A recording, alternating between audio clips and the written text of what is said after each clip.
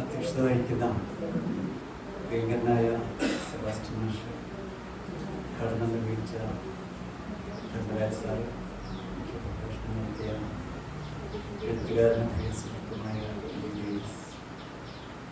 സ്വാഗതം ആശംസിച്ച രാജലക്ഷ്മി തുടങ്ങിയ പറയുന്ന മാത്രം ചേച്ചി, ഇവിടെ സന്നിഹിതരായിട്ടുള്ള ഉൾപ്പെടെയുള്ള വലിയ സദസ്സിന് നമസ്കാരം.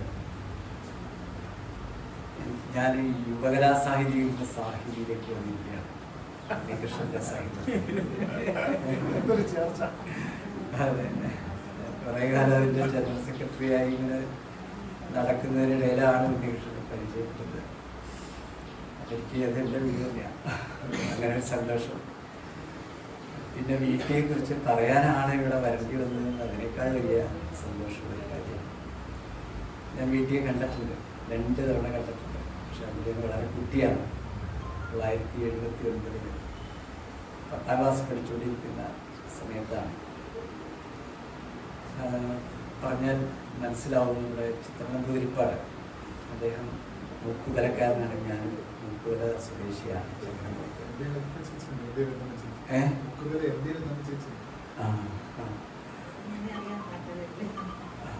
ഞാൻ അവിടുന്ന് പോന്നിട്ട് കുറേ കാലമായി. അപ്പം മൂക്കുതലയിൽ താമസിക്കുന്ന കാലത്ത് ചിത്രനമ്പൂരിപ്പാടിൻ്റെ സഹോദരനുണ്ട്, അതുപോലെ സ്കൂളിൽ വാസുദേവനമ്പൂരി മാഷ്. അദ്ദേഹം കല്യാണം കഴിച്ചിട്ടുള്ളത് ഇവിടെ വരുമായിരുന്നെന്ന് വാസ്തവമായിട്ട് വീട്ടിൽ വന്നു. അദ്ദേഹത്തിൻ്റെ ഭാര്യയുടെ സഹോദരി, മൂത്ത സഹോദരിയാണ്. അപ്പോൾ അവർ മരിച്ചുപോയി. അവർ മരിച്ചപ്പോൾ രാത്രിയാണ്, തലേദിവസം രാത്രി മരിക്കുന്നത്. രാവിലെ കാറെടുത്തിട്ട് കുതിരയിൽ നിന്ന് ഇടപ്പാട് വഴി മേളത്തിൽ നിന്ന് രാവിലെ തന്നെ വീട്ടിലെ പ്രത്യക്ഷപ്പെടാൻ 7 മണി 8 മണിയൊക്കെ ആയിട്ടുണ്ടാവും. ഞാനവിടെ പുറത്ത്, പഴയ വീടാണ്, ഇപ്പോഴത്തെ വീടല്ല. എല്ലാ വർഷവും ഞാൻ 12ാം തീയതി മിക്കവാറും കഴിഞ്ഞ ഡേയ്സ് ഉണ്ടായിരുന്നത് വീട്ടിൽ നാടാൻ നമ്മൾ അറിയിച്ചു. അപ്പം അന്ന് അവിടെ ചെല്ലുമ്പോൾ ഞാനിങ്ങനെ പുറത്ത് നിൽക്കുകയാണ്, ആരും കാണാനില്ല. അപ്പോൾ കുറച്ച് കഴിഞ്ഞപ്പോൾ പരിചാരികയാണെന്ന് ഉണ്ടാകും പറഞ്ഞു, വീട്ടിൽ കാണാനാണ്. ഇപ്പോൾ വരും. കുറച്ച് കഴിഞ്ഞാണ് നോക്കിയപ്പോൾ വീടിൻ്റെ പിന്നിൽ നിന്നൊരാളിങ്ങനെ തോർത്ത് കൊണ്ടെടുത്തിട്ട് നടന്നു വരുന്നുണ്ട്. അപ്പം ഞാനത് വീട്ടിലാണെന്ന് വിചാരിക്കാതെ വീട്ടിയെ കുറിച്ചൊന്നും അത്ര അറിയില്ല.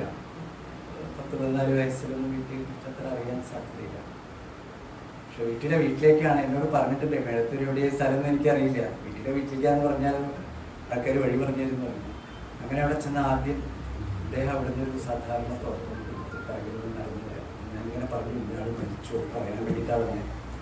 അങ്ങനെ ഞാനന്ന് വാസ്തവേട്ടൻ്റെ ഭാര്യയും കൂട്ടിയിട്ടാണ് കാറിൽ തന്നെ മരിച്ച സ്ഥലത്തേക്ക് പോയത്. അതാണ് ഒരു സന്ദർഭം. 2ാമത്തെ സന്ദർഭം എൻ്റെ തൊട്ട വർഷം തന്നെയാണ്. വീട്ടിൽ മരിക്കുന്നതിന് കുറച്ച് മുമ്പ് 80 വീട്ടിയുമായിട്ട് ഏറ്റവും അടുത്ത് സഹകരിച്ചിരുന്ന ആളാണ് കേദാമോദരൻ. കേരളത്തിലെ കമ്മ്യൂണിസ്റ്റ് പ്രസ്ഥാനത്തിൻ്റെ സ്ഥാപക നേതാവാണ്. അദ്ദേഹത്തിൻ്റെ വാർഷികം എല്ലാ വർഷവും കൊളാനിയിലേക്ക് നിർത്തുന്ന നടക്കാറുണ്ട്.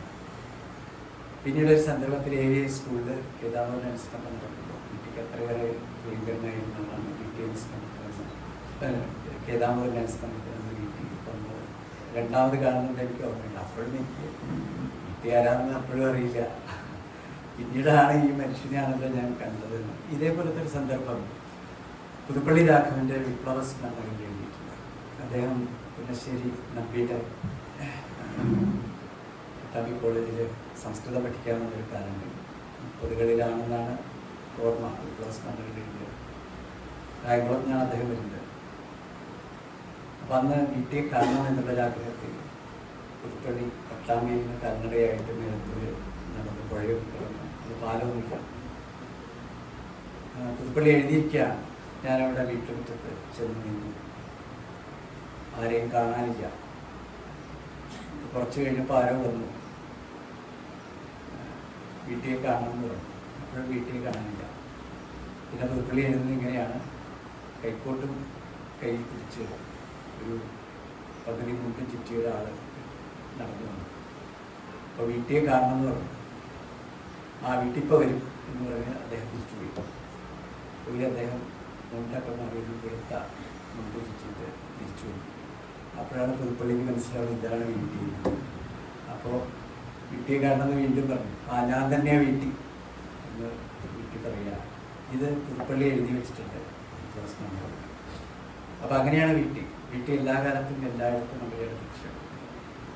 പിന്നെ വീട്ടിൽ തന്നെ എഴുതിയൊരു ലേഖനത്തിൽ വീട്ടിൽ തന്നെ ഹാസ്യാത്മകമായി അവതരിപ്പിക്കുന്നൊരു വാസുവേട്ടൻ എഡിറ്റ് ചെയ്ത വീട്ടിലെ ഇതുവരെ പ്രസിദ്ധീകരിക്കാത്ത ഒരു ലേഖനങ്ങൾ അടുത്ത കാലത്ത് പ്രസിദ്ധീകരിക്കുക. അതിലൊരു ലേഖനത്തിലാണ്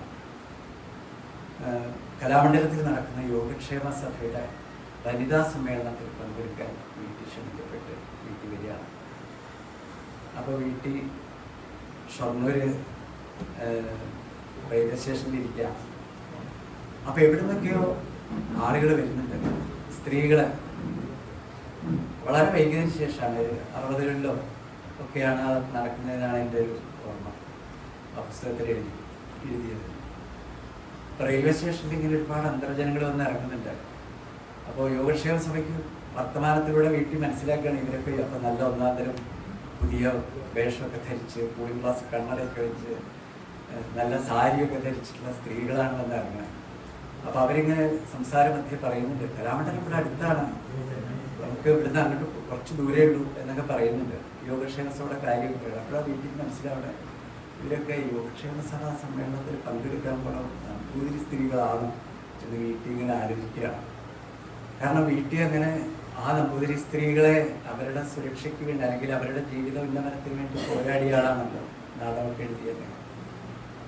എന്നിട്ട് വീട്ടിൽ പിന്നെ എഴുതുകയാണ്. അത് കഴിഞ്ഞ് അവരൊക്കെ പോയി വീട്ടിൽ അടുത്ത ബസ് പിടിച്ച് കലാമണ്ഡലത്തോടെ പഠിക്കൽ വന്ന് ഇറങ്ങി. അപ്പോൾ അവിടെ സമ്മേളനമൊക്കെ നടക്കാറായിട്ടുണ്ട്. അപ്പോൾ അവിടുന്ന് ഇങ്ങനെ അനൗൺസ്മെന്റ് വരിക, നമ്മളേവരും ആകാംക്ഷയോടെ പ്രതീക്ഷിച്ചുകൊണ്ടിരിക്കുന്ന വീട്ടിൽ ഏതായാലും വീട്ടിൽ ഇവിടെ വന്ന് പിന്നിലിരിക്കുന്നുണ്ട്. സ്ത്രീകൾ അനൗൺസ് ചെയ്യുകയാണ്, നമ്മളേവരും ആകാംക്ഷയോടെ പ്രതീക്ഷിച്ചുകൊണ്ടിരിക്കുന്ന വീട്ടിൽ ഇപ്പോൾ എത്തിച്ചേരും എന്നൊക്കെ പറഞ്ഞ് അവിടെ പ്രസംഗിക്കുക. അപ്പോൾ വീട്ടിൽ എഴുന്നേറ്റ് ഞാനിവിടെ ഉണ്ടേ എന്ന് വീട്ടിൽ പറയുന്ന ഒരു സന്ദർഭം വീട്ടിൽ തന്നെ ഒരു ലേഖനത്തിൽ വാസുദേവൻ എഡിറ്റ് ലേഖനം സമാഹാരത്തിലുണ്ട്. അപ്പം ഇങ്ങനെയുള്ള കുറേ സന്ദർഭങ്ങൾ വീട്ടിയെ കുറിച്ച് മനസ്സിൽ ഓർമ്മ വരികയാണ്. വീട്ടിൽ നമ്പൂതിരിയെ മനുഷ്യനാക്കി അല്ലെങ്കിൽ ആക്കാൻ ശ്രമിച്ചു എന്നാണ് എപ്പോഴും എല്ലാവരും പറയാം. പക്ഷെ ഞാൻ അങ്ങനെയല്ല വിചാരിക്കും. നമ്പൂതിരിയെ മനുഷ്യനാക്കാൻ ശ്രമിച്ച ഒരാളല്ല വീട്ടിൽ, എല്ലാവരെയും മനുഷ്യരാക്കാൻ ശ്രമിച്ച ആളാണെന്നാണ് ഞാൻ കരുതുന്നത്. കാരണം വീട്ടിൽ ജനിച്ച് ജീവിച്ച കാലഘട്ടത്തിൽ ജന്മിനാടുവാഴിത്തം ശക്തിപ്പെട്ടു നിൽക്കുന്നൊരു സമയമാണ്. അതിൻ്റെ എല്ലാ നിഷ്ഠൂരതകളും സമൂഹത്തിൽ നിലനിൽക്കുന്നുണ്ട്. ഏറ്റവും നീചമായ ലോകത്തിലെ ഒരു പക്ഷേ ഏറ്റവും നീചമായിട്ടുള്ള ജന്മിനാടുവാഴി വ്യവസ്ഥ എവിടെയെങ്കിലും നിലനിന്നിട്ടുണ്ടെങ്കിൽ കേരളത്തിലാണ്. ഇന്ത്യയിൽ ഏറ്റവും നീചമായി നിലനിന്നിരുന്ന ജന്മിനാടുവാഴി വ്യവസ്ഥ നിലനിന്ന് കേരളത്തിലാണ്. മറ്റെവിടെ അതില്ല. കാരണം ഈ ചാതുർവർണ്ണയത്തിൻ്റെ എല്ലാ ക്രൂരതകളും അടിച്ചേൽപ്പിക്കപ്പെട്ട ഒരു സമൂഹമായിരുന്നു കേരളീയ സമൂഹം. അതിൻ്റെ ഏറ്റവും അഗ്രിമ സ്ഥാനത്ത് നിൽക്കുന്ന ആളുകളാണ് നമ്പൂതിരിമാർ. അവരെ തൊടാൻ ആർക്കും അതുവരെ സാധിച്ചിട്ടില്ല. അതിൻ്റെ അധീശത്വത്തെ ചോദ്യം ചെയ്യാൻ ആർക്കും സാധിച്ചിട്ടില്ല. അങ്ങനെ ചോദ്യം ചെയ്യപ്പെടാനാവാതെ ആയിരക്കണക്കിന് വർഷം നിലനിന്ന ഒരു സാമൂഹ്യ വ്യവസ്ഥയുടെ അഗ്രിമസ്ഥാനത്ത് നിന്ന ഒരു സമൂഹത്തിൻ്റെ മനുഷ്യത്വ വിരുദ്ധമായ അധീശത്വത്തിനെതിരെ സ്വന്തം ഉള്ളിലെ വെളിച്ചം കൊണ്ട് പോരാടി വിജയം നേടിവെച്ചാണ്. ആ പോരാട്ടമാണ് വാസ്തവത്തിൽ ആ സാമൂഹ്യക്രമത്തെ മാറ്റുന്നതിന് അതിൻ്റെ മക്കൂട്ട സ്ഥാനത്തുള്ള അതിശക്തമായ അടിയടിച്ചാലാണ് കിട്ടിയത്. അപ്പോൾ വീട്ടിൽ ആ പ്രവർത്തനം നടത്തിയത് പിൽക്കാലത്തെ വീട്ടിയുടെ പ്രവർത്തനങ്ങൾ ചിന്തകൾ ആലോചിച്ചാൽ മനസ്സിലാവും. വീട്ടിൽ അതിനകത്ത് നിന്ന് അതിൻ്റെ മുകളിൽ അതിനെ ആടിച്ച് പരത്തി നിലം പരിശാക്കാൻ വീട്ടിൽ നടത്തിയ ശ്രമം നമ്പൂതിരി മനുഷ്യനാക്കാൻ ആയിരുന്നില്ല. എല്ലാ മനുഷ്യരോടും ഒപ്പം നമ്പൂതിരിയെ മാറ്റാനുള്ള നമ്പൂതിരിയുടെ ക്രൗര്യത്തെയും ധാർഷ്ട്യത്തെയും നമ്പൂതിരിയുടെ അധീശത്വത്തെയും നമ്പൂതിരിയുടെ ചാതുർവർണ്ണ മനോഭാവം എല്ലാം തകർത്തെറിയാൻ വേണ്ടിയാണ് വീട്ടിൽ പ്രവർത്തിച്ച സംഭവിച്ചത് എന്ന് വിചാരിക്കുന്ന ഒരാളാണ് ഞാൻ. അല്ല, നമ്പൂതിരിയെ മനുഷ്യനാക്കുക വീട്ടിലെ ലക്ഷ്യമേ ആയിരുന്നില്ല. നമ്പൂതിരിയുടെ ഈ അധീശത്വത്തെ തകർത്തുകൊണ്ട് എല്ലാവർക്കും ഇവിടെ ബാക്കി നമ്പൂരിയുടെ പ്രത്യേകത, നമ്പൂരി ഒരിക്കലും നമ്പൂരി അല്ലാത്ത ആളുകളെ മനുഷ്യനായി കണ്ടില്ല. ഞാൻ ഇപ്പം പറയുന്നത് ശരി, ഞാൻ ജന്മം കൊണ്ട് വേണമെങ്കിൽ ഒരു നമ്പൂരിയാണ്, പക്ഷെ ഞാൻ കർമ്മം കൊണ്ട് അങ്ങനെയല്ല. ഡേയ്സിനൊക്കെ അറിയാമെന്ന് വിചാരിക്കണം. ഇപ്പോൾ വീട്ടിൽ ജനിച്ചു എന്ന് പറയുന്ന സ്ഥലം അങ്കമാലിയിലെ കൈപ്പള്ളിമല, ശങ്കരാചാര്യ ജനിച്ച സ്ഥലമാണ്. എൻ്റെ മുത്തശ്ശിയുടെ വീടാണത്. അവിടെ വീട്ടിൽ ജനിച്ചു എന്നില്ല, കാരണം വീട്ടിലെ അമ്മ വീട് അതായിരുന്നു. പണ്ട് കാലത്ത് നമ്പൂരിമാരുടെയിൽ ഈ സ്ത്രീകൾ പ്രസവിക്കാൻ സ്വന്തം വീട്ടിലേക്കാണ് പോവാം. സ്വന്തം വീട്ടിലാണ് എല്ലാ മക്കളും. എൻ്റെ അമ്മ എന്നെ പ്രസവിച്ചത് മുഴുവൻ എറണാകുളത്തുള്ള എൻ്റെ അമ്മയുടെ വീട്ടിലാണ്. ഞാൻ 3 മക്കളെ അവിടെയാണ് പ്രസവിച്ചേക്കുന്നത്. സ്വന്തം വീട്ടിൽ പ്രസവിക്കാറാകുമ്പോൾ ഈ പ്രസവം ഗർഭിണി ആക്കൽ മാത്രമേ ഇവിടെ പണിയുള്ളൂ. പിന്നെ പ്രസവിച്ച് അവിടുന്ന് ഏതാണ്ടൊക്കെ ആയിക്കഴിഞ്ഞാൽ ഇവിടെ തിരിച്ചു വരിക. അതാണ് ഒരു രീതി. അപ്പോൾ വീട്ടിൽ അങ്ങനെ അവിടെ ജനിച്ചു നിൽക്കും. വീട്ടിൽ ഇവിടെയാണ്, വെള്ളിത്താഴത്ത് മേളത്തൂരാണ് വീട്ടിയുടെ സ്വന്തം വീട്. ഇതൊക്കെ അവിടെയാണ്. അപ്പോൾ ആ വീട്ടിൽ കണ്ട ജീവിതത്തിൽ നിന്നാണ് വീട്ടിയായത്. വീട്ടിയുടെ ചുറ്റുപാടുകളാണ് വീട്ടിയെ സൃഷ്ടിച്ചത്. ഒരു രാഷ്ട്രീയ പ്രസ്ഥാനങ്ങൾ സൃഷ്ടിച്ചതല്ല. ശ്രീനാരായണ ഗുരുവിനെ ആയാലും അയ്യങ്കാളിയായാലും വീട്ടിയായാലും ആരെയായാലും ഏതെങ്കിലും ഒരു പ്രത്യേക രാഷ്ട്രീയ പ്രസ്ഥാനങ്ങളുടെ പിന്തുണയുടെ എല്ലാവരും ഉള്ളിലെ വെളിച്ചമുണ്ടാന്ന് വിചാരിക്കുന്ന ഒരാളാണ് ഞാൻ. അതിന് ഈ സ്വാധീനങ്ങളൊക്കെ കണ്ടേക്കാം. ആ വെളിച്ചം ഇവിടെ നിന്നുണ്ടായിരുന്നതാണ്. അവിടെയാണ് എങ്ങനെയാണ് ഒരു മനുഷ്യൻ ഉൽപ്രതിഷ്ഠമാവുക, ഉത്ഗ്രഥിതനാവുക. അതിന് ഏറ്റവും വലിയ ഉദാഹരണം വീട്ടിൽ ഇത് സ്വന്തം ചുറ്റുപാടുകളിൽ നിന്ന്, സ്വന്തം അനുഭവങ്ങളിൽ നിന്ന് മറ്റുള്ളവരുടെ വേദനകൾ സ്വന്തം വേദനകളായി തിരിച്ചറിഞ്ഞാണ് വീട്ടിൽ ഉണ്ടായത്. അങ്ങനെയല്ല മഹാരഥന്മാരുണ്ടായിട്ടുള്ളത്.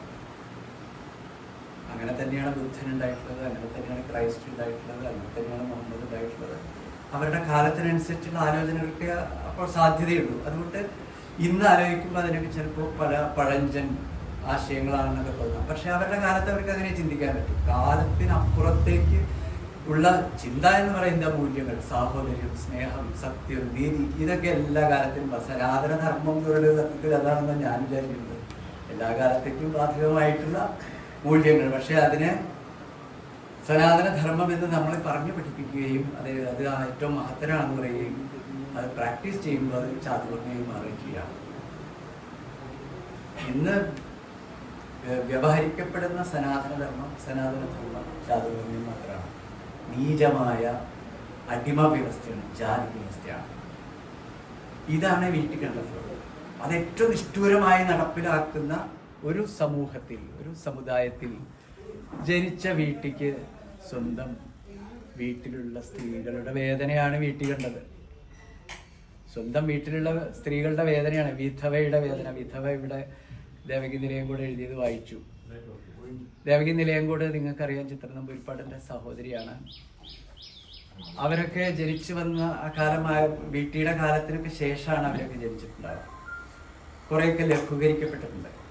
അതിൻ്റെ ശക്തി ലഘൂകരിക്കപ്പെട്ട കാലത്താണ് നല്ല വിദ്യാഭ്യാസം നേടി നല്ല ഉൽപ്പതിഷ്ണുവായ ദേവകി നിലയംകൂടിനേക്ക് വിവാഹം ചെയ്ത അദ്ദേഹം ഉൽപ്പതിഷ്ണുവായിട്ടുള്ള ഒരാളാണ്. അന്നേ ചിത്രനമ്പൂരിപ്പാട് തന്നെ പന്തിഭോജനത്തിലെ സ്വന്തം നിലയിൽ പന്തിഭോജനം നടത്തിയിട്ടുള്ള ആളാണ് മൂക്കുതര ഗ്രാമത്തിൽ. അപ്പൊ അങ്ങനെ ഉൽപ്പതിഷ്ണുക്കളായ ആളുകളെ വീട്ടിയുടെ പ്രവർത്തനങ്ങളിലൂടെ സൃഷ്ടിക്കപ്പെട്ട ഒരു കാലത്താണ് അവരൊക്കെ ജനിച്ചത്. പക്ഷേ വീട്ടിൽ കണ്ട വിധവകൾ, വീട്ടിൽ കണ്ട സ്ത്രീകൾ, സ്വന്തം വീടിനകത്ത് കണ്ട സ്ത്രീകൾക്ക് സ്വന്തം സഹോദരന്മാരോട് മിണ്ടാൻ പാടില്ല, കാണാൻ പാടില്ല, സന്ധ്യ കഴിഞ്ഞാൽ തീരെ കാണാൻ പാടില്ല.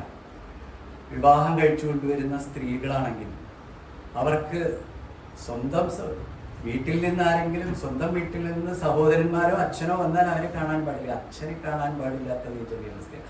അപ്പൊ പിന്നെ വിധവയുടെ കാര്യം പറഞ്ഞു. വിധവയ്ക്ക് സൂര്യൻ ഉദിക്കുക, സൂര്യൻ അസ്തമിക്കുക, ഇതിനിടയിൽ പ്രാർത്ഥനകൾ മാത്രമാണ് വിധവയുടെ ജീവിതം. 15-16 വയസ്സെന്ന് പറഞ്ഞാൽ കൊത്താങ്കല്ല് കളിച്ച് നടക്കുന്ന പ്രായമാണ്. എന്താണ് ദാമ്പത്യം ഒന്നും അറിയാത്തൊരു കാലത്ത്, കുട്ടികളായിരിക്കുന്ന ഒരു കാലത്ത് ഒരു 10-60 വയസ്സായ മുതുക്കൻ നമ്പൂതിരിമാരുടെ എല്ലാ പീഡനങ്ങളും അതാരും എഴുതിയിട്ടുണ്ടാവില്ല.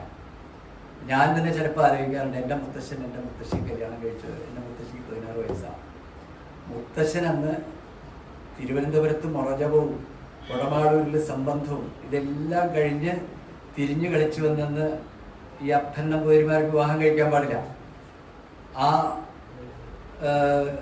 ബുദ്ധിമുട്ടിലാണ് ആൾ ഇവിടുന്ന് നാടൊക്കെ വിട്ട് അവിടെയൊക്കെ പോയി സംബന്ധം കഴിഞ്ഞ് തിരിച്ചു വരുമ്പോഴേക്കും കാലം കുറച്ച് മാറി വിവാഹം കഴിക്കാമെന്നാവില്ല. അപ്പോൾ മുത്തശ്ശിക്ക് 16 വയസ്സാണ്, മുത്തശ്ശിന് 48 വയസ്സാണ്. ഞാനിങ്ങനെ കണക്ക് കൂട്ടി നോക്കുമ്പോൾ അപ്പോൾ ഈ 16 വയസ്സിൽ കല്യാണം കഴിച്ചു വരുന്ന മുത്തശ്ശനും മുത്തശ്ശിയും തമ്മിലുള്ള ഒരു ദാമ്പത്യം എന്തായിരിക്കുന്നത് ചിന്തിക്കാൻ പറ്റില്ല.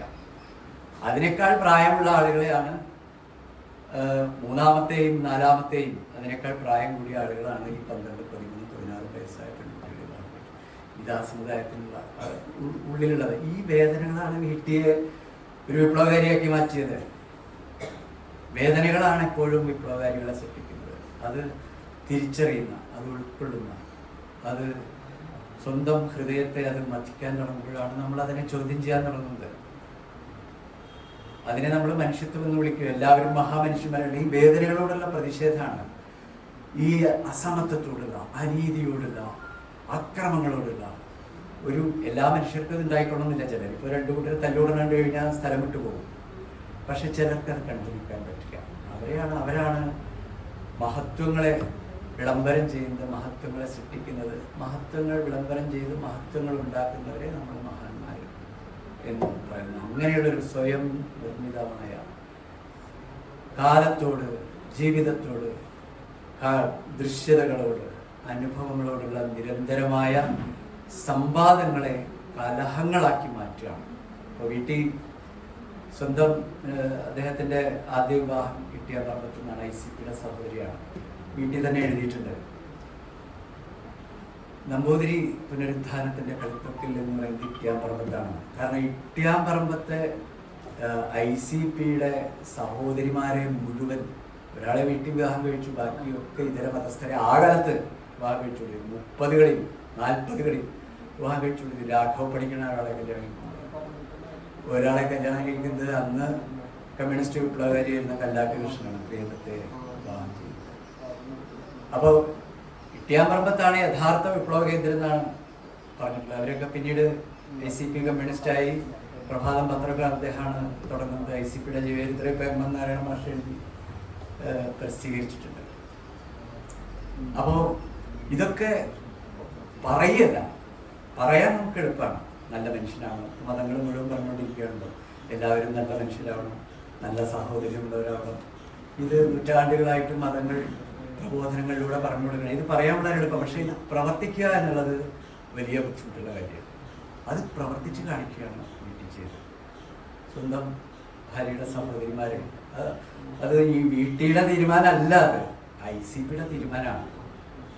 ICP അത്ര സ്വന്തം കുടുംബത്തിൽ അത്ര വലിയ കലാപങ്ങളും വിപ്ലവങ്ങളും സൃഷ്ടിച്ചാണ് ഈ പ്രവർത്തനങ്ങൾ. ഞാൻ ഇടയ്ക്ക് പോവാറുണ്ട് അവിടെ. അപ്പോൾ അവിടെ ചെല്ലുമ്പോൾ നമുക്ക് എന്തൊരു വലിയ എനർജിയാണ് അവിടെ ഉണ്ടാവുക. ഇത്രയും വലിയ ചരിത്ര സംഭവങ്ങൾ. ഇതിപ്പോൾ നമുക്ക് 35-ൽ ഒരു വിധവാ വിവാഹം നടന്നു എന്നുള്ളത് ഇപ്പം നമുക്ക് പറയുന്ന ഒരു വിഷയമേ അല്ല. നമുക്ക് അതിനെക്കുറിച്ചൊന്നും വലിയ ഇതൊക്കെ എത്ര വലിയ സംഭവമാണ്. ഇപ്പോൾ വിധവാ വിവാഹങ്ങളല്ല, ഏത് കാലത്തും. ഇപ്പോൾ കഴിഞ്ഞ ദിവസമാണ് 82 വയസ്സുള്ള സ്ത്രീയും ഒപ്പം പഠിച്ച വേറൊരു പുരുഷനും കൂടെ ഒളിച്ചോടിപ്പോയി. 82 വയസ്സിലാണ്.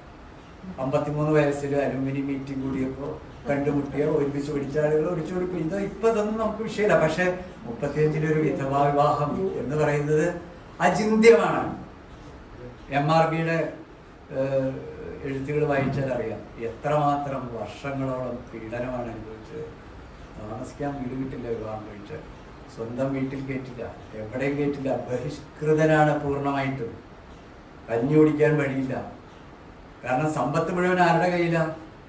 ഈ ജന്മിമാരുടെ, ഈ തമ്പുരാക്കന്മാരുടെ കയ്യിലാണ്. എവിടുന്നാണ് അവർക്ക് ഒരു നേരം ഭക്ഷണം കൊടുക്കാൻ ആരെങ്കിലും തയ്യാറാവണ്ടേ? അപ്പം അത്ര വലിയ വിപ്ലവകരമായ പ്രവർത്തനമാണ് വിധവാ വിവാഹം എന്ന് പറയുന്നത്. ഇതര മതസ്ഥരെ വിവാഹം കഴിക്കുക എന്ന് പറയുന്നത് ഒക്കെ ചിന്തിക്കാൻ പറ്റാത്തൊരു കാലത്ത് അത് ഏറ്റവും ധീരതയോടെ നിർവഹിക്കുക എന്ന് പറയുന്നതാണ്. ഈ കർത്തൃത്വമാണ് പ്രധാനം. ചരിത്രം നമുക്ക് എല്ലാവർക്കും മനസ്സിലാക്കാം, കാലത്തെയൊക്കെ മനസ്സിലാക്കാം, കഷ്ടപ്പാടുകളും വേദനകളും ഒക്കെ ഉണ്ടെന്ന് നമുക്കറിയാം, എല്ലാം അറിയാം. പക്ഷെ അവിടെ ഇടപെടുക എന്നുള്ള ആ കർത്തൃത്വമാണ് ഈ ചരിത്രത്തെ മുന്നോട്ട് നയിക്കുന്നത്. അത് ആ കർത്തൃത്വം ഉണ്ടാകുന്നതിന് കാരണമുണ്ട്, ജനങ്ങളുടെ ഇച്ഛയാണ്. ഇതൊക്കെ മാറണമെന്ന് എല്ലാവർക്കും ആഗ്രഹമുണ്ട്. ദാമോദരൻ്റെ പാട്ടവാക്കി എഴുതിയ കാലത്താണ് 1937. 1937 ജന്മിത്വത്തെക്കുറിച്ചല്ലാതെ വേറൊന്നും എഴുതാൻ പറ്റില്ല. നാടകം എഴുതി. കടലായിൽ മനയുടെ തട്ടിൻപുറത്ത് 3 ദിവസം രാത്രി എണ്ണവിളക്കിൻ്റെ വെളിച്ചത്തിലിരുന്നാണ് ദാമോദരൻ. EMS പറഞ്ഞു, നമുക്ക് ഈ കർഷക സമ്മേളനത്തിനൊരു നാടകം വേണ്ടായി, ആരെഴുതും, ആരും ഒന്നും കിട്ടുന്നില്ല. അപ്പോൾ EMS ദാമോദരൻ തന്നെ എഴുതുക എന്ന് പറഞ്ഞു. നോക്കാം എന്ന് ദാമോദരൻ പറഞ്ഞു. അപ്പോൾ കൊടവന നാരായണൻ നായർ പറഞ്ഞു, അല്ല ദാമോദരൻ തന്നെ എഴുതാം. അപ്പോൾ ദാമോദരൻ പറയണത് ശരി. അങ്ങനെ ദാമോദരൻ 3 രാത്രിയും പകലെടുത്തിട്ട് എഴുതിയ നാടകമാണ് പാട്ടവാക്കി. ആ പാട്ടവാക്കി നാടകമാണ് കേരളത്തിൻ്റെ ചരിത്രത്തിൽ വീട്ടിയടക്കം ഉള്ള ആളുകൾ മുന്നോട്ട് വെച്ച ജന്മിത്വത്തെ തകർക്കുക. ഈ ജന്മിത്വമാണ് ഈ നാടിൻ്റെ ശാപം. ഇതില്ലാതാക്കിയാലേ ഇനി കേരളത്തിലെ മനുഷ്യർക്ക് ജീവിക്കാൻ പറ്റുള്ളൂ എന്ന് ആദ്യമായി പ്രഖ്യാപിച്ച ഒരു രാഷ്ട്രീയ മുദ്രാവാക്യം ജന്മിത്വം അവസാനിപ്പിക്കുക എന്നുള്ള ആ നാടകത്തിലാണ് പറയുന്നത്. അതിനകത്ത് 2 കഥാപാത്രങ്ങൾ തമ്മിലുള്ള ഒരു സംഭാഷണം അവസാനിക്കുന്നത് അങ്ങനെയാണ്. ഒരാളെ കള്ളനായിട്ട്, അരി മോഷ്ടിച്ചതിന് കള്ളനായിട്ട് പിടിച്ച് ജയിലിലാക്കി. മറ്റേ പെൺകുട്ടി നല്ല സുന്ദരിയാണ്. അതിനകത്ത് മധുര 17കാരിയായ ഒരു കഥാപാത്രം. അധികാരികൾ ഒഴിപ്പിക്കാൻ വരുമ്പോഴേക്കും ഈ പെൺകുട്ടിയെ കാണുമ്പോൾ വലിയ മമതയും താല്പര്യമൊക്കെ കാണിക്കും. പക്ഷേ ഗൃഹനാഥനെ പിടിച്ച് മോഷണത്തിന് ജയിലിലാക്കിയപ്പോൾ ഈ പെൺകുട്ടിക്ക് വേറെ ആരുമില്ലാതായി. അമ്മ രോഗിയായി കിടക്കുകയാണ്. പിന്നെ അനിയനാണ്, ഒന്നും അറിയില്ല. സ്വാഭാവികമായി അരി കണ്ടെത്തുന്ന ഗൃഹനാഥൻ ജയിലിലായപ്പോൾ ഈ പെൺകുട്ടിയുടെ ശരീരമാണ് എല്ലാവർക്കും ആവശ്യം. ഇയാൾ ജയിലിൽ കഴിഞ്ഞ് തിരിച്ചു വന്നപ്പോഴേക്കും നാട്ടിൽ അറിയപ്പെടുന്ന പിസാരികയായിട്ട് ഇതിലെ കഥാപാത്രം മാറുകയാണ്. അപ്പോൾ 2 പേരും തമ്മിൽ തർക്കമായി. നീ ഇത്ര പുലടയാവുമെന്ന് ഞാൻ വിചാരിച്ചില്ല. ഏട്ടൻ പറയുകയാണ് ജയിലിൽ നിന്നിട്ട്, നീ ഇത്ര വൃത്തികെട്ടകളാണെന്ന് ഞാൻ വിചാരിച്ചില്ല. അപ്പോൾ പെൺകുട്ടി തിരിച്ചൊരു ചോദ്യം ചോദിക്കുകയാണ്, ഏട്ടൻ എന്തിനാ ജയിലിൽ പോയത്? നിങ്ങൾക്കൊക്കെ കഞ്ഞി കുടിക്കാൻ വേണ്ടി അന്നൊരു വഴി ഉണ്ടായില്ല. അപ്പം ഞാൻ ആ മമ്മദ് കാക്കയുടെ കടയിൽ പോയി അരസാർ അരി മോഷ്ടിച്ചു. ഇതിനാണ് ജയിലിൽ പോയത്. അപ്പം ഏട്ടൻ ജയിലിൽ പോയത് എന്തിനാ? ജീവിക്കാൻ വേണ്ടിയത്. ഞാനെന്തിനാ ഇങ്ങനെ ആയിപ്പോയത്? എനിക്കിഷ്ടമുണ്ടായിട്ടല്ല. ഞാൻ ജയിലിൽ പോയത് അമ്മയ്ക്കും അനിയനും ഭക്ഷണം കൊടുക്കാൻ കഴിയില്ല, കയറി കിടക്കാൻ വീടില്ല. അപ്പോഴേക്കും കുടിയൊഴിപ്പിച്ചു. ആ കുടിയൊഴിപ്പിക്കലാണ് 57 ഈ നാടകം കഴിഞ്ഞു 20 വർഷം കഴിഞ്ഞപ്പോൾ കേരളത്തിൽ കുടിയൊഴിപ്പിക്കൽ നിരോധന നിയമം നടപ്പിലാക്കി. 1957 ഏപ്രിൽ 5 നടപ്പിലാക്കി. 20 വർഷം കഴിഞ്ഞപ്പോൾ.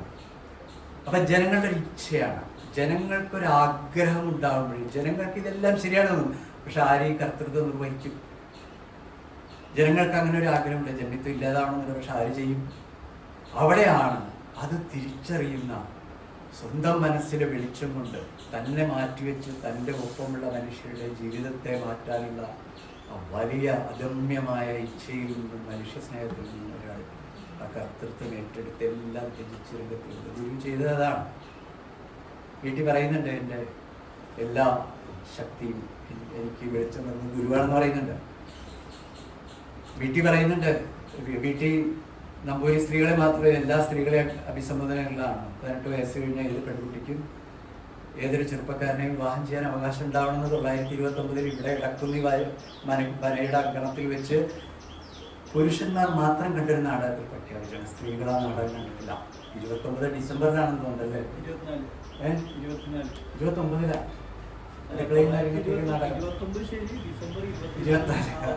ഡിസംബർ 24.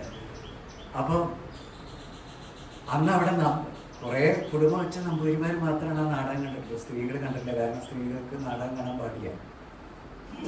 അപ്പൊ ആ നാടകത്തിലാണ് ഈ പറയുന്നത്, എന്ത്, എനിക്ക് മാധവനെ തന്നെ വിവാഹം കഴിക്കണം എന്നതിൽ നമ്പൂരി പെൺകുട്ടി പറയണം. അങ്ങനെ പെൺകുട്ടി എന്ന് ചിലപ്പോൾ ഉള്ളിൽ ആഗ്രഹിച്ചിട്ടുണ്ടെങ്കിലും അവർ പ്രത്യക്ഷത്തിൽ പറയാൻ ധൈര്യപ്പെടാതിരുന്നൊരു കാലത്ത് ആ ഇച്ഛകളെ, ആ ആഗ്രഹങ്ങളെ, ആ അഭിലാഷങ്ങളെ ഒരു കലാവിഷ്കാരത്തിലൂടെ സമൂഹത്തിലേക്ക് ഉയർത്തിക്കൊണ്ടുവരികയാണ്. അത് ആ പ്രായത്തിലുള്ള എല്ലാ ചെറുപ്പക്കാരികളും ആഗ്രഹിക്കുന്നതായിരിക്കും, പക്ഷെ പറയാൻ പറ്റില്ല. അത് ധൈര്യപൂർവ്വം. നാടകം അവതരിപ്പിക്കാൻ പറ്റില്ല, 32 വേദികളിലോ മറ്റോ നാടകം അവതരിപ്പിച്ചിട്ടുള്ളൂ, കുറച്ച് സ്ഥലങ്ങളിലേ അവതരിപ്പിച്ചിട്ടുള്ളൂ. അവതരിപ്പിക്കാൻ സമ്മതിക്കില്ല അന്നത്തെ സാമൂഹ്യ വ്യവസ്ഥ. നാടകം അവതരിപ്പിക്കുന്നിടത്തൊക്കെ ഒരുപാട് ആളുകളെ ശട്ടം കിട്ടിയെന്ന് ഗുണ്ടകളുടെ ആക്രമണത്തെ നേരിട്ട് കൊണ്ടാണ് നാടകം അവതരിപ്പിച്ചിരിക്കുന്നത്. ഏറ്റവും വിപ്ലവകരമായ ആശയമാണ് നാടകത്തിൽ അവതരിപ്പിച്ചത്. അപ്പൊ ഈ ഒരു കർത്തൃത്വം, ഇതൊക്കെ ചെയ്യാനുള്ള ഇച്ഛാശക്തി, മനുഷ്യത്വം, സ്നേഹം, അത് തൻ്റെ തന്നെ ചുറ്റുമുള്ള അനുഭവങ്ങളിൽ, അതായത് മാർക്സിസം ലെനിനിസം പഠിച്ചിട്ടോ ഗാന്ധിസം പഠിച്ചിട്ടോ ഒന്നുമല്ല. പക്ഷേ വീട്ടുവേദങ്ങൾ പഠിച്ചിട്ടുണ്ട്, ഉപനിഷത്തുകൾ പഠിച്ചിട്ടുണ്ട്. അദ്ദേഹത്തിൻ്റെ 13-ാം വയസ്സിൽ പെരിന്തൽമണ്ണയിലെ മുതുകുരിശി മനയിൽ പോയിട്ടാണ് വേദങ്ങളൊക്കെ അദ്ദേഹം പഠിച്ചിട്ടുള്ളത്. അക്ഷരാഭ്യാസം ഇല്ലായിരുന്നു, എല്ലാവർക്കും അറിയാം. കുടലാറ്റുപുറം മനവകയുള്ള മുണ്ടമുഖ ക്ഷേത്രത്തിലാണ് അദ്ദേഹം ശാന്തിക്കാരനായി 17-ാം വയസ്സിൽ അവിടെ ചെല്ലുമ്പോഴാണ് ഒരു തീയാടി പെൺകുട്ടീനെ അടുത്ത കാലം വരെ ഈ സ്ത്രീ കർത്തൃത്വങ്ങളെ ഒന്നും ചരിത്രത്തിൽ എവിടെയും ആരും രേഖപ്പെടുത്തിയിട്ടില്ല. ഗംഗയിലും കിരാവ് എഴുതിയപ്പോൾ വീട്ടിൽ അത് രേഖപ്പെടുത്താൻ മറന്നുപോയി എന്ന് തോന്നുന്നുണ്ട്. ഒരു തീയാടി പെൺകുട്ടി എന്നേ പറയുന്നുണ്ട്. അവരാണ് മാന്മാർക്ക് കൂടാന്ന് എഴുതിയത്, വായിക്കാൻ പഠിപ്പിച്ചതെന്ന് പറയുന്നുണ്ട്. പക്ഷെ ഇപ്പം എല്ലാവർക്കും അറിയാം, അവിടെ അടുത്ത് പടിഞ്ഞാറ് ഭാഗത്ത് ഉണ്ടായിരുന്ന, ക്ഷേത്രത്തിൻ്റെ പടിഞ്ഞാറ് ഭാഗത്ത് ഉണ്ടായിരുന്ന ഒരു തീയാടി കുടുംബത്തിലെ ഒരു പെൺകുട്ടിയാണ്. ആ പെൺകുട്ടിയെ പിന്നീട് പെരുമ്പിലാവിലൊരു ഗൃഹത്തിലേക്ക് കല്യാണം കഴിച്ചു കൊടുത്തു. ഇപ്പം അതിലൊരാളെ എനിക്കറിയാം, വടക്കാഞ്ചേരി നങ്കേലി എന്നാണ് പേര്. ഏതൊക്കെ കണ്ടെത്തിയപ്പോൾ. അപ്പോൾ ഈ ചരിത്രത്തിൽ സ്ത്രീയാണെങ്കിൽ പിന്നെ ഒരു തമസ്കരിക്കപ്പെടും.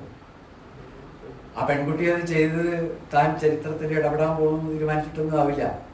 വീട്ടിലേക്ക് അക്ഷരം പഠിക്കണം എന്ന് തോന്നിയ ഒരാഗ്രഹം ഉണ്ടായപ്പോൾ ഇത്രയും പ്രായമായൊരു മുതുക്കൻ മനുഷ്യര് അക്ഷരം അറിയില്ലെങ്കിൽ അയാൾ പഠിച്ചോട്ടെ എന്ന് വിചാരിച്ച് പരസ്പരം കാണാൻ പാടില്ലാത്ത കാലത്ത് കൂടിയാണ് ഒരു 9-10 വയസ്സുള്ള ഹൃദമതിയായ ഒരു പെൺകുട്ടിക്ക് 17 വയസ്സ് അല്ലെങ്കിൽ 16 വയസ്സ് പ്രായമുള്ള ഒരു പൂജാരിയെ നേരിട്ട് കണ്ടെന്നും ചിലപ്പോൾ അന്ന് സംസാരിക്കാൻ പാടുണ്ടാവില്ല. അങ്ങനെ നിഷിദ്ധമായൊരു കാലത്താണ് അങ്ങനെ യാദൃച്ഛികമായി അക്ഷരത്തിൻ്റെ വെളിച്ചത്തിലേക്ക്. ആ അക്ഷരമാണ് പിൽക്കാലത്ത് വീട്ടിയാക്കി മനുഷ്യൻ. വീട്ടി എഴുതിയതൊക്കെ ഒറിജിനലാണ്. എന്താണ് ഉദ്ഗ്രഥനം എന്നിപ്പോൾ ഡേവിസ് ഇവിടെ വീട്ടി എഴുതി വായിച്ചു. ഉദ്ഗ്രഥനം എന്താണെന്ന് ഇപ്പോൾ നമുക്കാരെങ്കിലും പറയാൻ പറ്റുമോ? പക്ഷെ വീട്ടിൽ സ്വന്തം ഉള്ളിൽ എന്താണ് ഉദ്ഗ്രഥനം, എന്താണ് എന്നുള്ളത് സ്വന്തം ആലോചനയുടെ ജീവിതത്തോട്, കാലത്തോടുള്ള നിരന്തരമായ ആത്മസംവാദങ്ങളിലൂടെ ഇതെല്ലാം കണ്ടെത്തുകയാണ്. ദാമോദരൻ നിങ്ങളെന്നെ കമ്മ്യൂണിസ്റ്റാക്കി, ക്ഷമിക്കണം, കമ്മ്യൂണിസ്റ്റ് മാനിഫെസ്റ്റോ തർജ്ജമ ചെയ്തു 937 പട്ടറക്കി എഴുതിയ കാലത്ത് തന്നെയാണ് ദാമോദരന് 25 വയസ്സേ ആയിട്ടുള്ളൂ. മലയാളത്തിൽ ആദ്യമായി, അല്ലെങ്കിൽ ഒരു ഇന്ത്യൻ പ്രാദേശിക ഭാഷയിൽ ആദ്യമായി കമ്മ്യൂണിസ്റ്റ് മാനിഫെസ്റ്റോ തർജ്ജമ ചെയ്ത് പ്രസിദ്ധീകരിക്കുന്നത് ഈ മലയാളത്തിൽ നിന്ന് ദാമോദരനാണ്. പക്ഷെ കമ്മ്യൂണിസ്റ്റ് എന്ന് പറഞ്ഞാൽ അപ്പം ജയിലടയ്ക്കും. അപ്പം പിന്നെ എങ്ങനെ ഇത് അച്ചടിച്ച് പ്രസിദ്ധീകരിക്കും? വിവർത്തനം ചെയ്താൽ പ്രസിദ്ധീകരിക്കാൻ ഒരു സാധ്യതയില്ല. കമ്മ്യൂണിസ്റ്റ് എന്ന് പറഞ്ഞാൽ പ്രസ്സുകൾ തയ്യാറാവില്ല അച്ചടിക്കാൻ. ഇനി തയ്യാറായാൽ തന്നെ അത് അച്ചടിച്ചാൽ അപ്പം ജയിലടയ്ക്കും. എന്താ വഴി? 25 വയസ്സായ ദാമോദരന് ഈ മാർക്സിയൻ ടെർമിനോളജി ഒന്നും അത്ര കാലം പരിചയമായിക്കൊള്ളണമെന്നില്ല. എന്നിട്ടും അത് കഷ്ടപ്പെട്ടിരുന്ന് തർജ്ജമ ചെയ്ത് പ്രസിദ്ധീകരിക്കാൻ പറ്റില്ല. അപ്പം എന്ത് ചെയ്യും? കമ്മ്യൂണിസ്റ്റ് മാനിഫെസ്റ്റോയ്ക്ക് ഉചിതമായ ഒരു ഭാഷ കണ്ടെത്തണം, ഒരു പദം കണ്ടെത്തണം. ഇവിടെയാണ് സമഷ്ടിവാദം വിജ്ഞാപനം. ആർക്കും തടസ്സമില്ല. കമ്മ്യൂണിസ്റ്റ് മാനിഫെസ്റ്റോയുടെ ഏറ്റവും ഉചിതമായ പദാനുപത തർജ്ജമ സമഷ്ടിവാദ വിജ്ഞാപനം. അങ്ങനെയാണ് അത് പ്രസിദ്ധീകരിച്ചത്. സ്വദേശാഭിമാനി അന്ന് തിരുവിതാംകൂരത്ത് നാട് കടത്തപ്പെട്ട് ഇവിടെ വന്ന കാലമാണ്. പാലക്കാട് താമസിക്കുന്ന കാലമാണ്. കുന്നംകുളം അച്ചടിയിലൊരു കേന്ദ്രം പണ്ട് മുതലേ ആയിരുന്നുണ്ട്. ഇന്ന് കുന്നംകുളമൊക്കെ പോയി ഇനിയിപ്പോൾ അച്ചടിയൊന്നും ആവശ്യമില്ല, പുസ്തകങ്ങൾ ആവശ്യമില്ലാത്ത കാലത്താണ് അവിടുന്ന് സ്വദേശാഭിമാനി പ്രസിദ്ധീകരിക്കുക. അതിലാണ് ഇത് അച്ചടിച്ചു വന്നതെന്ന് പറയണ കേട്ടിട്ടുണ്ട്. എനിക്ക് വായിച്ചറിവുണ്ട്. അപ്പോൾ ഇങ്ങനെ പുതിയ ഭാഷ, ആവിഷ്കാരത്തിന് പുതിയ പുതിയ വഴികൾ, നാടകം, സ്വദേശ നാടകങ്ങൾ അങ്ങനെ തുടങ്ങുകയാണ്. പിന്നെ ഹൃദമതി ഉണ്ടായി, മറക്കുറക്കുള്ള മഹാനരകം ഉണ്ടായി, ഈ തൊഴിൽ കേന്ദ്രങ്ങളിലേക്ക് പോലുള്ള നാടകങ്ങളുടെ അതിനുശേഷം നിരവധി നാടകങ്ങളുണ്ടായി. വീട്ടിൽ കാണിച്ച മാതൃകയിലൂടെയാണ് പിൽക്കാല കേരളം മുഴുവൻ സഞ്ചരിച്ചത്. കലയെ സാമൂഹ്യ വിപ്ലവത്തിൻ്റെ, രാഷ്ട്രീയ വിപ്ലവത്തിൻ്റെ ആയുധമാക്കി മാറ്റാമെന്ന് പിൽക്കാലത്ത് കെ.ടി. മോഹനെ, തൊപ്പിൽ പാസിയും എല്ലാവരെയും പഠിപ്പിച്ചാണ് വീട്ടിയാണ്. അത് വീട്ടിൽ പുതിയതായി കണ്ടെത്തിയതാ. സ്വയം തിരിച്ചറിഞ്ഞ് സ്വയം കർത്തൃത്വമാവണം. സ്വന്തം നാടകം എഴുതി സ്വയം അവതരിപ്പിക്കുക. അപ്പം ഇത് ഉള്ളിലെ വെളിച്ചം കൊണ്ട് ഈ കാലത്തോട്, താൻ ജീവിച്ച ജീവിതത്തോടുള്ള നിരന്തരമായ ആത്മസംവാദങ്ങളിലൂടെ ഉള്ള തിരിച്ചറിവ് നേടിയെടുത്ത് അത് അറിവായി എഴുതി വയ്ക്കുക മാത്രമല്ല പ്രാവർത്തികമാക്കിയാണ്. അതാണ് വീട്ടിലെ വലിയ മഹത്വം. ഇനിയിപ്പോൾ വീട്ടിൽ ചിലപ്പോൾ ഒരു മ്യൂസിയം പീസായിട്ട് മാറും. ഇപ്പോൾ ഇവിടെ ഇരിക്കുന്ന ആളുകളിൽ ഒറ്റ ചെറുപ്പക്കാരിക്കാണ് പുസ്തകങ്ങൾ വായിക്കുന്നുണ്ടാവും, പക്ഷെ ഇതൊക്കെ വായിക്കണമെന്നറിയില്ല. പക്ഷെ ആരും വായിക്കണ്ട. ഒരു 100 കൊല്ലം കഴിഞ്ഞ് ഒരാൾ വീട്ടിൽ വായിച്ചാൽ മതി. ചിലപ്പോൾ ആ വീട്ടിൽ വായനയായിരിക്കും അയാളെ ആ കാലത്തെ സാമൂഹ്യ മാറ്റത്തിൻ്റെ വലിയ ചാലകശക്തിയാക്കി മാറ്റുക. പക്ഷേ ഇപ്പം അടുത്ത കാലത്ത് സബർമതിയിൽ എൻ്റെ ഒരു സുഹൃത്ത് പോയി, ഗാന്ധിയുടെ ആശ്രമത്തിൽ പോയി. അങ്ങോട്ട് പോകാൻ അഹമ്മദാബാദിൽ ഇറങ്ങി, തീവണ്ടി ഇറങ്ങി കാറ് വിളിക്കുമ്പോൾ ഗാന്ധിയുടെ ആശ്രമത്തിലാണ്. ഗാന്ധിയുടെ ആശ്രമം ആര് പോകുന്നുണ്ട്? ഗാന്ധിയോ? അയാൾ രാജ്യദ്രോഹിയാണ്. അയാളാണ് ഈ രാജ്യത്തെ ഭിന്നിപ്പിച്ചത്. അയാൾ ഹിന്ദുവിൻ്റെ ശത്രുവാണ്.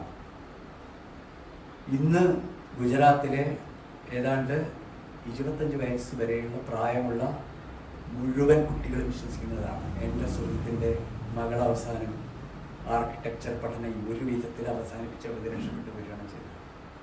അത്രമാത്രം ഗാന്ധി വിരുദ്ധന്മാരായി ഗുജറാത്തിലെ മനുഷ്യരെ മാറ്റിക്കഴിഞ്ഞിരിക്കുന്ന ഭരണകൂടം. അതാണ് 98 മോദി അധികാരത്തിൽ വന്നതിന് ശേഷം സംഭവിച്ച കാര്യം പറയുന്നത്. വീട്ടിൽ അങ്ങനെ മാറ്റി. എന്തുകൊണ്ടാണ് സവർണ വർഗീയവാദികൾ അല്ലെങ്കിൽ ഏത് വർഗീയവാദികൾ വീട്ടിയെ യോഗക്ഷേമ സഭ പോലും വീട്ടിൽ അംഗീകരിക്കുന്നില്ല? വീട്ടിൽ പ്രവർത്തിച്ചൊരു പ്രസ്ഥാനമാണത്. ഇപ്പോൾ SNDP ഗുരുവിനെ കൊണ്ടു നടക്കുന്നുണ്ട്. എഴുത്തച്ഛ സമുദായത്തിന് ആയി യാതൊരു ബന്ധവും എഴുത്തച്ഛനില്ലെങ്കിലും അവരുടെ ഞാനങ്ങനെ വിചാരിക്കുന്ന ഒരാളാണ്.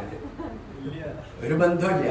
പക്ഷേ ആ എഴുത്തച്ഛനെ സ്വന്തം സമുദായത്തിൻ്റെ ആചാര്യനാക്കി കൊണ്ടുനടക്കാൻ ശ്രമിക്കുകയാണ്. എനിക്ക് ഭാഗ്യവശാലും നിർഭാഗ്യവശാലും എന്നറിയില്ല, ഡേവിസിനൊക്കെ അറിയാം. ഈ കൊച്ചിൻ ദേവസ്വം ബോർഡ് സി രാധാകൃഷ്ണന് തീക്കടൽ കടഞ്ഞ തിരുമധുരം എന്ന് പറയുന്ന നോവലിന് ഒരു അവാർഡ് കൊടുത്തു. അവാർഡ് കൊടുത്തപ്പോൾ ഈ അവാർഡ് കൊടുക്കാൻ സമ്മതിക്കില്ല, അവാർഡ് പിൻവലിക്കണം എന്ന് പറഞ്ഞ് കൊച്ചിൻ ദേവസ്വം ബോർഡിൻ്റെ ഗുരുവായൂരപ്പൻ ട്രസ്റ്റ് എന്നിട്ടാണ് അതിൻ്റെ പേര്. അവരാണ് സി രാധാകൃഷ്ണന് തീക്കടൽ കടഞ്ഞ തിരുമധുരം രാമനെ ഇവിടെ ഇരിക്കുന്നത് എൻ്റെ കൂടെ വന്ന് സമരത്തിന് വന്ന 5 ആളുകളുടെ ഒരാളാണ് രാമദാസ്. ഇവിടെ ചെറുക്കാരനാണ്. 5 ആളുകളുണ്ടായിരുന്നു. അയൽക്കാരനാണ്. അപ്പൊ അന്ന് ഞങ്ങളൊരു കാര്യം തീരുമാനിച്ചു. ഇവര് അവാർഡ് കൊടുക്കുന്ന ദിവസം അവിടെ സി രാധാകൃഷ്ണനുണ്ട്, പി വി കൃഷ്ണനാരി മാഷുണ്ട്, ആലങ്കോട് ലീലാകൃഷ്ണനുണ്ട്, ഒരുപാട് ആളുകളുണ്ട്. അവർക്ക് അങ്ങോട്ട് പ്രവേശിക്കാൻ പറ്റില്ല. കൊച്ചിൻ ദേവസ്വം ബോർഡിലെ ഓഫീസിൽ സമയം കഴിഞ്ഞിട്ട് അവരോട് ഇരിക്കുക. കാരണം ഒരു 10-300 എഴുത്തച്ഛ സമുദായത്തിൻ്റെ ആൾക്കാരോട് വന്നിരിക്കുക. ഇപ്പോഴും ആ TB വിജയകുമാർ എന്നെ കണ്ടു കഴിഞ്ഞാൽ എന്നെ പച്ചത്തെറി ഇപ്പോഴും വിളിച്ചു. ഇപ്പോഴും സത്യം. കഴിഞ്ഞ ദിവസം പത്രസമ്മേളനത്തിന് കണ്ടപ്പോൾ വിജയകുമാർ മാഷ എന്നെ അത്ര തെറി എന്നോട് പറഞ്ഞു, താ ഒരു നമ്പൂരിശൻ പോയി സമ്മതം ചെയ്യണോ എന്ന് അയാൾ എന്നോട് പറയാ. സത്യം. ആ നമ്പൂരിശനോട് പോയി സമ്മതം ചെയ്യണോ എന്ന് അയാൾ എന്നോട് പച്ചയ്ക്ക് പറയാ. ഞാനപ്പോൾ എനിക്ക് അറിയാവുന്ന ഭാഷയിലൊക്കെ തിരിച്ച് പറഞ്ഞില്ല. ഞാൻ മോശക്കാരനായിരുന്നില്ല. പറയാൻ പാടില്ലെങ്കിൽ പറയേണ്ടി വന്നു. അപ്പം എന്താ സംഭവം എന്ന് വെച്ചാൽ ഞങ്ങൾ അന്ന് അക്കാഡമിയുടെ ഗേറ്റിൽ നിന്ന് ഒരു ജാഥ തീരുമാനിച്ചുകൊണ്ട് ശരത്തുണ്ടായിരുന്നു. അന്ന് 5 പേരുണ്ടായിരുന്നു. കുറേ പേരൊക്കെ വരുന്നൊക്കെ വിചാരിച്ചു. ആരെയും കിട്ടിയില്ല. ഒരു ബാനർ പിടിച്ചിരുന്നു. നേരെ അവിടെ ചെന്നപ്പോൾ അത്രയധികം എഴുത്തച്ഛ സമുദായത്തിൻ്റെ ആളുകൾ വന്ന് നിരാഞ്ജലിയോട് തടഞ്ഞിട്ടിരിക്കുക. അവിടെയാണ് അവാർഡ് കൊടുക്കുന്നത്. വീട്ടിൽ നമ്മുടെ ഉള്ളിൽ പ്രവർത്തിച്ചതാണ്. ഞങ്ങളവിടെ ജാതിക്കോട്ടകൾ തകരട്ടെ, ജാതിയല്ല മതമല്ല മനുഷ്യനാണ് പ്രധാനം. യുവരാജായുടെ ടൈറ്റിൽ സ്ലോഗൻ ജാതിയല്ല മതമല്ല മനുഷ്യനാണ് പ്രധാനം എന്നാണ്.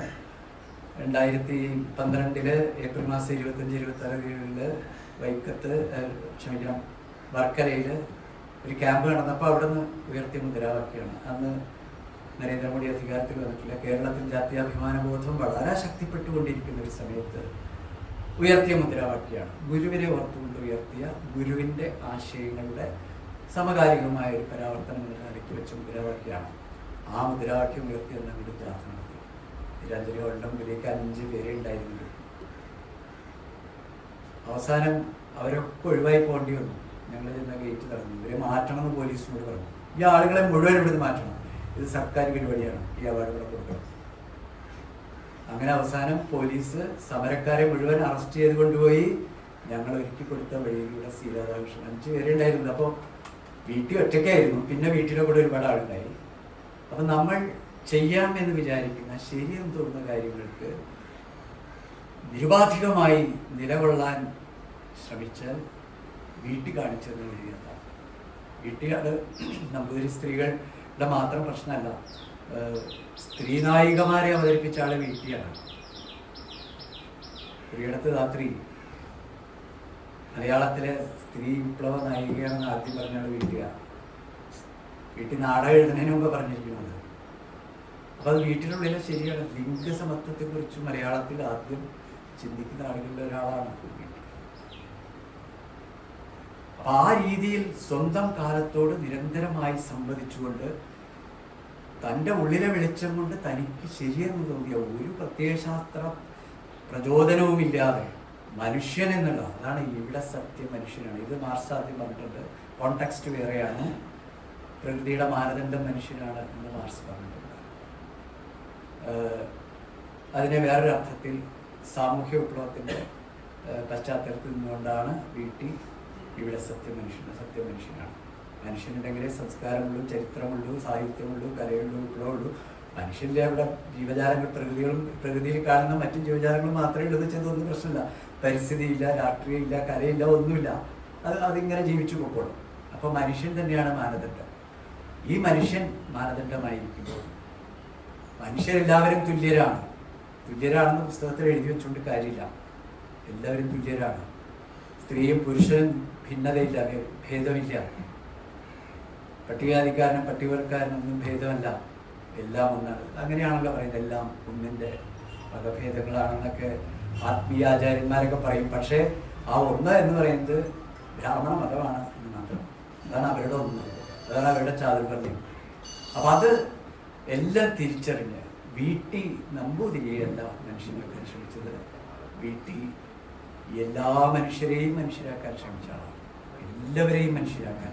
ആ എല്ലാവർക്കും മനുഷ്യരാവണമെങ്കിൽ മറ്റുള്ളവരൊന്നും മനുഷ്യരല്ല എന്ന് കരുതിയിരുന്ന നമ്പൂതിരി സമുദായത്തെ അടിച്ച് തകർത്ത് തരിപ്പണമാക്കണം, എന്നാലേ എല്ലാവർക്കും മനുഷ്യരാകാൻ പറ്റുള്ളൂ എന്നുള്ള തിരിച്ചറിവിൽ നിന്നാണ് വീട്ടിൽ നമ്പൂതിരിയെ മനുഷ്യനാക്കുക എന്ന് പറഞ്ഞത് എന്നാണ് ഞാൻ മനസ്സിലാക്കിയിട്ടുള്ളത്. ഇത്രയും പറഞ്ഞുകൊണ്ട് ഞാൻ അവസാനിപ്പിക്കുന്നത്. ഇങ്ങനെ അവസരം തന്ന പ്രിയപ്പെട്ട ഉണ്ണികൃഷ്ണനും സാഹിബിക്കും മറ്റെല്ലാവർക്കും കേട്ടിരുന്നവർക്കൊക്കെ നന്ദി രേഖപ്പെടുത്തിയിട്ടുണ്ട്.